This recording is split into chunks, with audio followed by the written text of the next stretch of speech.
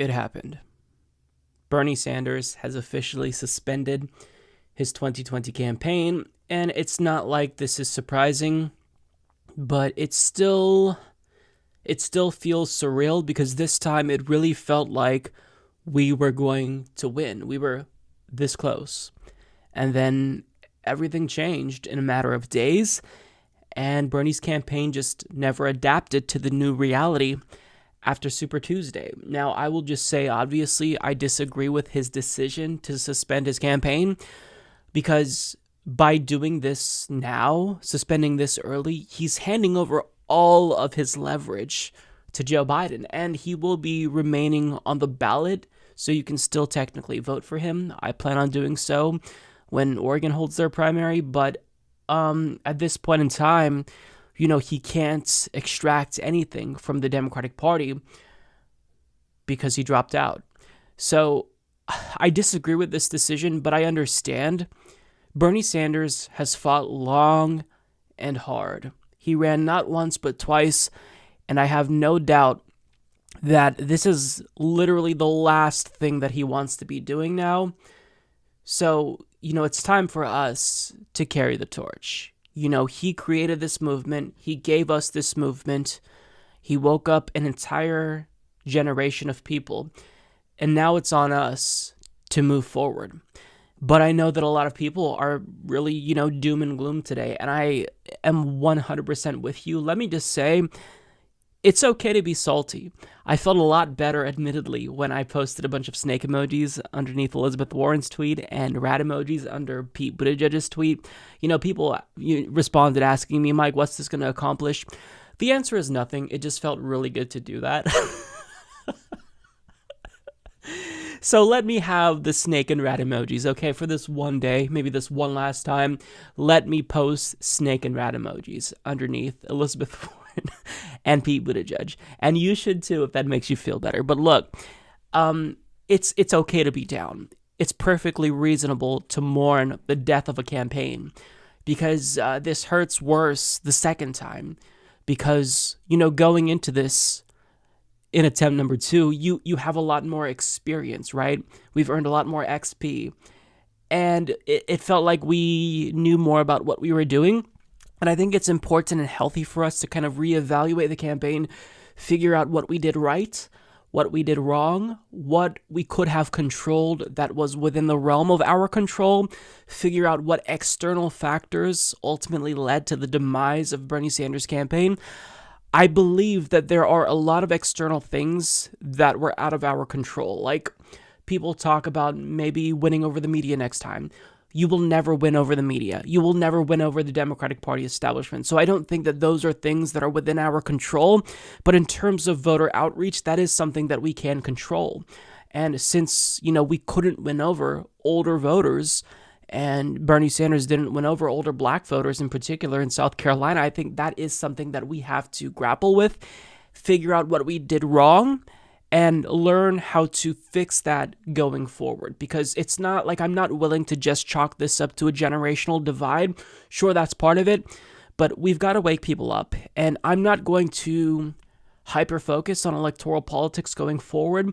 My number one priority right now is to wake people up, wake the working class up, and let them realize that we call the 1% because they're only 1% of the population. So isn't it outrageous that they get to dictate all of the policies that are passed in this country and you have zero say now?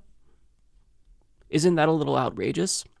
So my goal is to wake people up going forward and let them know that capitalism is killing them. The reason why they are miserable, the reason why they have to work until they die and will never be able to retire, and you spend almost every waking minute thinking about your job in this abusive employer-employee relationship, is because of capitalism. And not enough people realized that they are valuable. I mean, we saw that a majority of voters supported Medicare for all in every single primary that took place so far. And they still voted for Joe Biden. So they don't believe that their lives are valuable enough to where they're demanding Medicare for all yet. They want it, but they're not willing to demand it. Otherwise, they wouldn't have voted for Joe Biden. So going forward, we have to, look at our strategy with regard to electoral politics and really, really focus harder on organizing externally, on trying to get people to realize their worth and the immense amount of power that they have in this society, and try to foster some sort of general strike. I think that there's a lot of things to look at. We have to be introspective. We can't afford to be, arrogant and say that we did everything right, because I don't believe we did do everything right. I think there's a lot that we did wrong, but there's a lot that we did right, and there's a lot that was out of our control. So, I think that it's healthy for us and necessary for us to, look at what we could have done right. But a lot of people currently are thinking about, what do we do going forward? And that's a really good question. You kind of see a plethora of different answers. And I don't know what the answer is. I don't necessarily think there's any one fix-all solution. I think you've got to have a kitchen sink approach. And that's always kind of been my philosophy. A lot of people want to focus on, ranked choice voting so we can build up a really credible and electorally viable third party. I'm with you 110%. A lot of people think that we still have to reform the Democratic Party, as hard as that may be. I'm with you too. A lot of people think we should just ignore electoral politics and focus on organizing. I'm with you too. I'm not trying to sound like a fence sitter. I'm just saying that whatever the movement chooses to do, I'm going to support that decision, because whenever a large group, millions of people come together, there is potential for change if they actually recognize their value. So organizing is really important. For me, I am just going to focus really, really heavily on educating people about how capitalism is going to kill all of us if we don't kill capitalism first. And I'm not saying that to be hyperbolic. I mean, the planet is not going to be habitable if we continue on this current trajectory with unfettered global capitalism. So if we don't put an end to that and wake people up really quick, the species won't survive. Now, I think I'm more optimistic than that at the end of the day, in spite of the fact that I have admittedly been, suffering through a lot of depression lately. And that's not just because of the 2020 race. That's not just because of COVID-19. That's because of personal issues that I'm dealing with myself that I will recover from. It just takes time. But I am optimistic at the end of the day, and I think that at some point in time, I'm going to return to my original optimistic state. But, I'm a little bit more weathered now, a little rougher around the edges, maybe even a little bit more toxic. But guess what? I think that's okay right now, because we're angry. I'm angry, and rightfully so. We have a right to be angry. And if you're not angry, I don't understand you. Genuinely, I don't understand you. I don't understand how you can be satisfied with the current set of circumstances. I don't know how you can be satisfied choosing between, one rapist and the lesser of the two rapists, allegedly. I don't know how anyone can be satisfied with that status quo. Like, what a miserable, miserable political system that we have that got us to this point. And I don't want you to feel like we're alone in, this situation. Our friends over, in the UK, they just had an opportunity to elect Labour and have Jeremy Corbyn be the Prime Minister, and they opted for British Trump. So we're not the only ones currently who are suffering. There's a lot of people around the world who find themselves in this same predicament. Some are better off than us. Other countries are worse off than us. So it's just a matter of taking the time that we need to heal, do a little bit of self-care, as Elizabeth Warren supporters put it, and acknowledge that the Democratic Party, we don't owe them jack fucking shit. We don't owe them a goddamn thing. They have to earn your vote if they want it. So regardless if Joe Biden wins or loses in November, the outcome has been predetermined by the Democratic Party establishment. We will be the scapegoats. We will be blamed. So I'm going to do what I think is important. And I don't know what that is currently. Admittedly, people have asked, Mike, what are you going to do? Are you going to support, Howie Hawkins and the Green Party? We'll see. I'm going to take time to mull this all over. I will admit that right now I'm heavily leaning towards not voting, and I know that my political science professors would, think that that's heresy for me to say that. But, to me, voting is about exercising my power or not exercising my power. It's about me making my voice heard. And currently, I just feel like we don't live in a democracy. Like, this is not democracy. We had people vote in a global pandemic, risking their lives. That's voter suppression. I just feel like I can't complain about how illegitimate the process is and then legitimate that process by voting. Now, if you want to vote green, I may be with you. If you want to vote for Joe Biden for purposes of harm reduction, I'm not going to be exercising that strategy, but I respect your decision. I don't respect anyone's decision if they're choosing to vote for Donald Trump, because I don't believe that burning it all down with 4 more years of complete stupidity and, risk of war with Iran isn't the correct answer, so I can't respect your decision. I cannot if you vote for Donald Trump.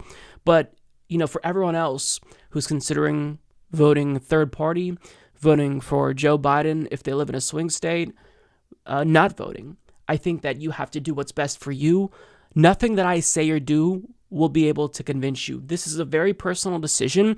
And to all of the people currently who are, already screaming like Marcos Militzes about how if you don't vote for Joe Biden, then Donald Trump is going to fill the next Supreme Court seat.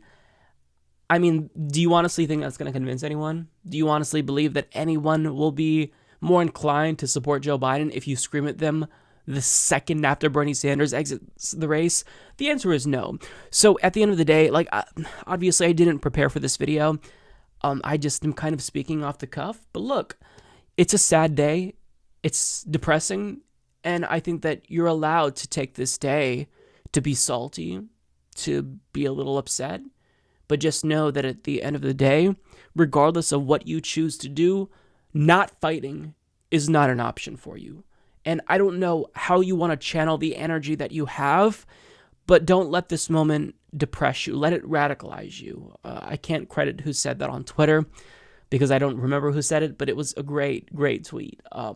However you want to mobilize and use your voice, as long as you're using it, I think that's really crucial currently. And I don't know what capacity going forward I'm going to use my voice, but I know that I will use my voice.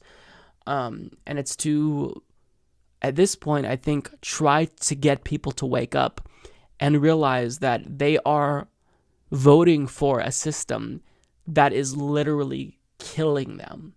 That's capitalism. So, I don't know what else to say. I think that there's not really anything to say. I've talked to, some of my friends in indie media, and I think we've all come to the consensus that this really fucking sucks. Of course it does. But, I mean, I'm not going to get on camera and, tell you that all hope is lost, because I don't believe that. But I'm also not going to tell you that everything is going to be just fine, because I don't believe that it will be.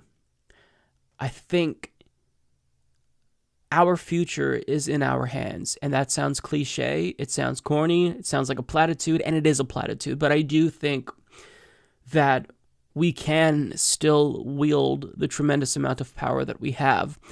We just have to figure out what the right way of doing that is going to be. I think electoral politics has kind of proven to be a dead end because the establishment is still too powerful. So going forward, we just have to continue to fight, and fight for people who don't have voices. Fight for people who are homeless. Fight for people who are non-citizens living in this country.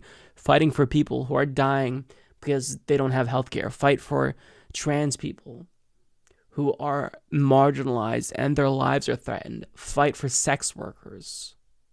Fight for reparations. Fight for people who need us to fight for them. I think so long as we're fighting, then we can't be down on ourselves. But the minute we give up, the minute we even contemplate giving up, then the establishment wins. So they beat us, right? The establishment beat us, But this is, I believe, a temporary victory, right? Right now, you see a lot of people celebrating on Twitter, and you see Bye Bye Bernie trending, because that's a really phenomenal way to win over Bernie Sanders supporters.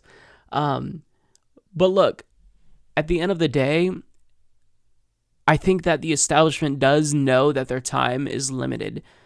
And, politics as usual, it can't possibly continue on in its current form. It's unsustainable.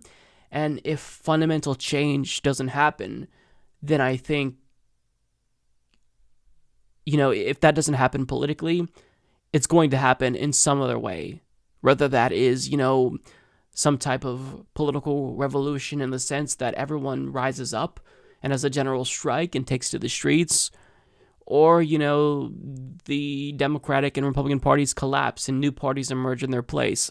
I don't know. Something's got to give, because this current trajectory that we're on, it's just not sustainable. So I will leave by saying that even though I, don't agree with Bernie Sanders on everything, strategically, I think he made a lot of mistakes. Bernie Sanders is still the motherfucking king of the progressive left, and he's not dead. He's not going anywhere. He still will be influencing American politics, and he has changed and reshaped politics and political discourse in America.